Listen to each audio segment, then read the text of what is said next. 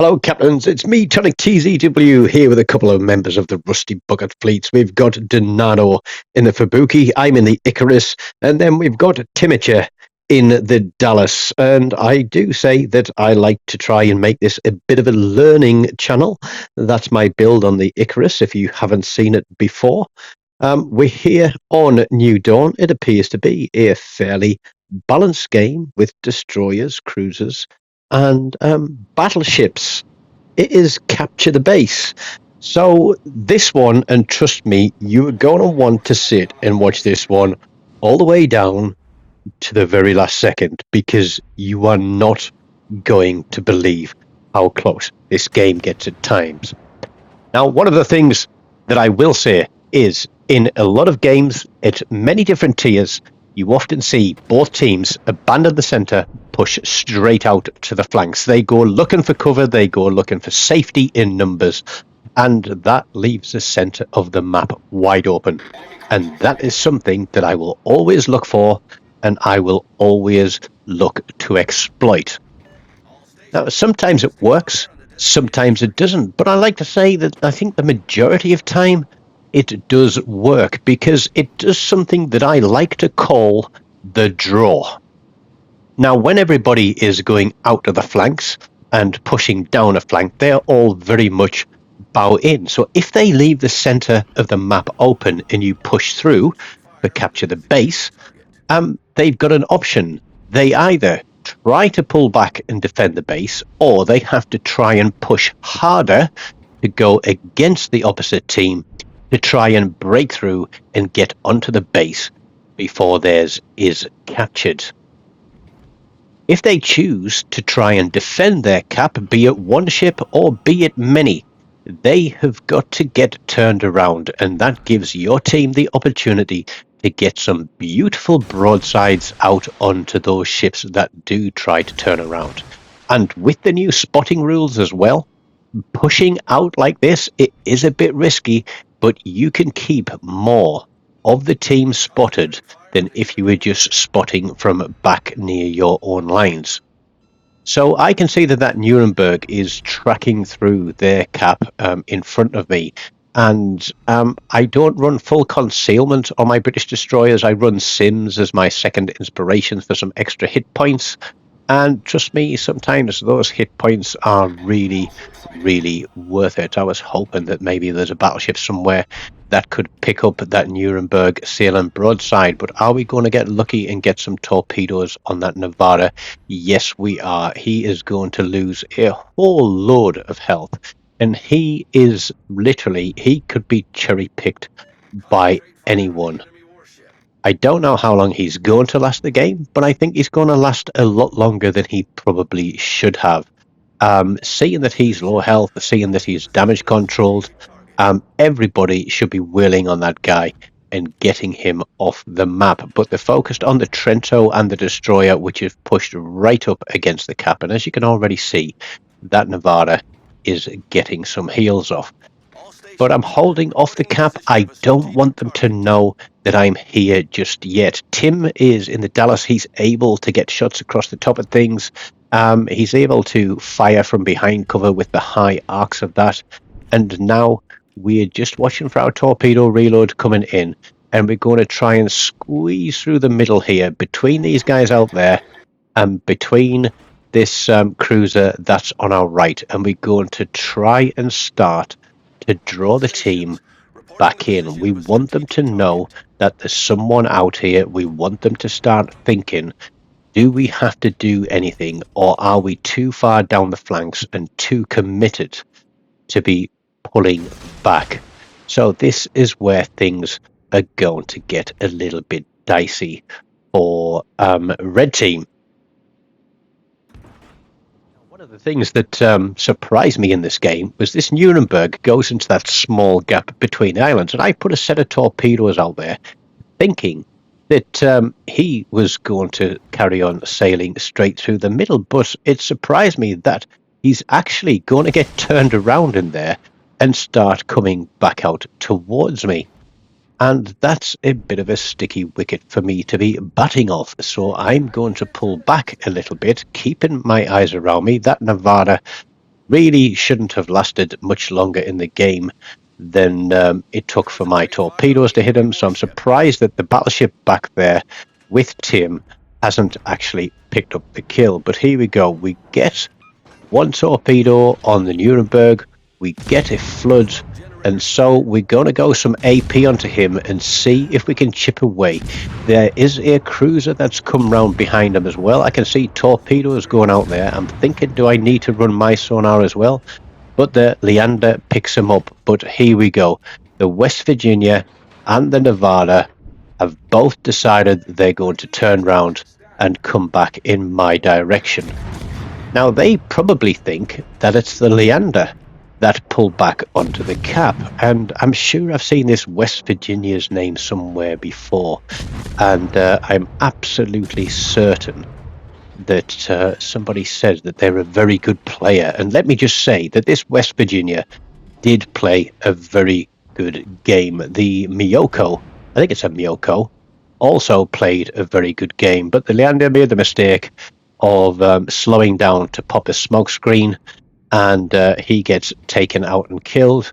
Shots finally going onto that Nevada, and I'm going to single fire some torps towards the West Virginia.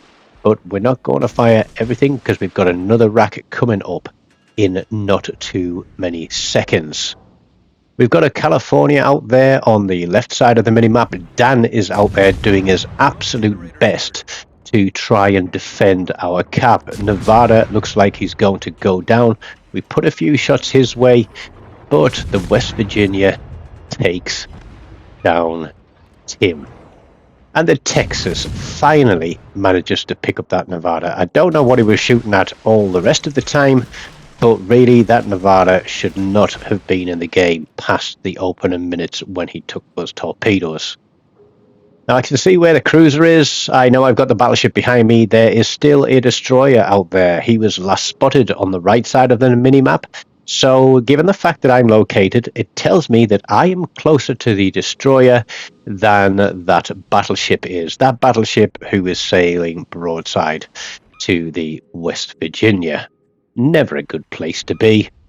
But we get some solid torpedo hits on that West Virginia, and we're still pulling him back to the cap because he knows that he needs to get back here and be on the cap or to kill me. But as I said, I know there's a destroyer coming my way. Now, between the three of us, as we were playing this game, literally Dan is going all out defense on our home cap, because if they can get a ship in and kill me, then they have got the game won. I really want to put shots on this West Virginia, but not until such time as I know where this destroyer is, because that would be asking for trouble. I'm guessing that the destroyer is pinging the West Virginia with where I am, which is why he keeps turning for me. I'm spotted. I'm going to drop smoke and I'm going to move away. I can't really afford to be going towards that Aoba. And I switched to Armour Pearson here for some reason, and I think I was thinking of joining in and shooting at the Aoba with that California down there. That California, who is very low health, has spent a long time on the flank, and looking at it tactically, I was saying that Aoba is going to finish the California with fires. He is going to push our cap, thinking it's wide open. The West Virginia and the destroyer are both going to come and try and find me and kill me, and they have got the win. We have a slight lead on points here. I get spotted again. There is the Gator. He's obviously got an engine boost. I don't. I know that West Virginia is probably going to have me dialed in. I pick up a high caliber. I don't know where that one came from, because I don't really feel like I've done a lot in this game, but the Gator is absolutely mullering me. He has got sonar on, and I will get picked up soon. I'm not even going to bother hitting my smoke screen, but he's got sonar on. I know the fact that he hasn't been firing his guns means he's fired his torpedoes. He goes out to mine, and I'm like, oh god, wall of skill, here we go, I'm dead. But guess what? No, I'm not. One of us knows how to play a destroyer with sonar. He got unlucky on that one. I think got a little bit luckier. But the West Virginia, and this is the only place where spotting rules haven't changed, is with the smoke fire penalty. So we put some shots out onto him. I've got 20 seconds before he disappears, but we're just going to carry on blind firing a couple of salvos here. But knowing that our concealment isn't great, I need to get out of here, because if he deletes me, then the only thing we've got against the cruiser is Dan, and that cruiser has sonar, has torpedoes, and with a couple of salvos of HE could very quickly take Dan out. We still have a very slight advantage. The only way for Red Team to pull an advantage now is to get onto our capture point and stop our points from ticking up, or to kill one of us. And literally, we were chattering away, talking tactics, this entire last sort of 5 and 6 minutes of the game about how we could potentially play this one. And they're saying, Dan, move off. Dan moves off the cap. Let him go onto it, so that obviously, if Dan was on the cap, then it would show as contested. So he'd know that Dan was within the blue circle. So Dan moves off the blue circle, and he's going to keep firing his torpedoes and kiting that guy in and out of our cap. And I'm going to try and get my torpedoes onto this West Virginia again. Now, I do a widespread because I've seen how much this guy likes twisting and turning, or not a widespread of torpedoes, but an arc of torpedoes spread across a wider area. And the cruiser is on our cap. They are now going to start pulling points back against us. I can't get onto this cap because that West Virginia is right on the edge of it, and I am very much on the limit of my concealment here. But I'm kind of hoping that those torpedoes might do the trick, but I think somehow he's going to manage to avoid them all. So RNG, no, there we go, he takes one. We get an incapacitation, we don't get a flood. Now the question is, does that incapacitation mean that he has damage controlled? Could it have been a rudder? Could it have been his engines? Dan is doing everything he can there on our home cap, and we're literally saying, put a shot on him, get it reset, go dark, move away, tight him away, drag him around, do everything. It is cat and mouse at both ends of the map. It is absolutely crazy. Dan and I have the advantage with concealment, but as far as hit points goes, this West Virginia and that cruiser can get rid of both of us in 1 or 2 salvos. So I'm going to put a salvo on this West Virginia, try for a fire. We're going to pop a smoke, but look at that. Here we go. And I'm going to take a bit of a battering here. We turn out, he gets a fire, he knocks out our engine, our rudder, and everything. We're going to blind fire just out there through the smoke screen, see if we can land something on it. He knows where we are now, but the points advantage has now switched to Red Team, and I realize that I now need to get back onto this capture point. I need to get this guy spotted. Dan is doing everything he can to keep that cruiser busy. The West Virginia is pushing back in towards the cap. He must have damage controlled. He hasn't got anything left on him. The clock is down to practically the last minute and a half, and I did say you would want to stick around to the very last second of this match, and I do mean that. West Virginia is bowing to me. Dan is very, very close to that cruiser, and I'm thinking, if we lose Dan, we've lost the game. If we lose me, we've lost the game. Me being on their cap is pulling the points back ever so slowly, but there is so little time left on the clock. I don't know if it's going to be enough. They're getting 3 points, we're getting 3 points. I miss my torpedoes completely, and I think, do I risk it for a biscuit? Do I try and get another fire on this guy? Let's slow down. Let's look for where his guns are. Let's just keep contesting the cap. It's 391 to blue, 406 to red. Can we get him to blind fire our smoke screen? And that will give us the 20 seconds we need to be able to see him. I get very, very lucky, timing that smoke screen perfectly.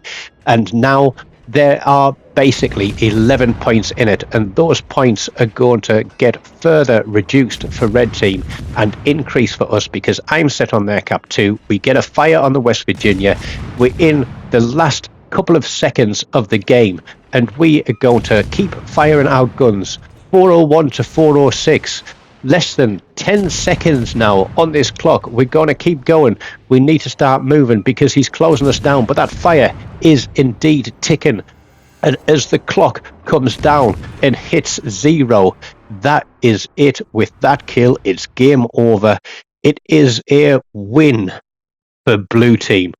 How on earth we managed to pull that off, I don't know. But we get first, third, and fourth.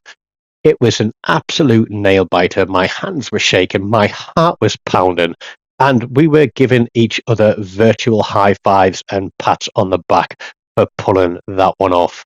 So there's a little bit of a tactical game for you. It doesn't always work perfectly, but I tell you something, it's a huge sigh of relief when it does. Smash that like button, leave me a comment, let me know what you thought of that one. Subscribe to the channel if you haven't, and you can always make a donation through the link on the screen or in the channel description. Until next time, take care of yourselves and goodbye.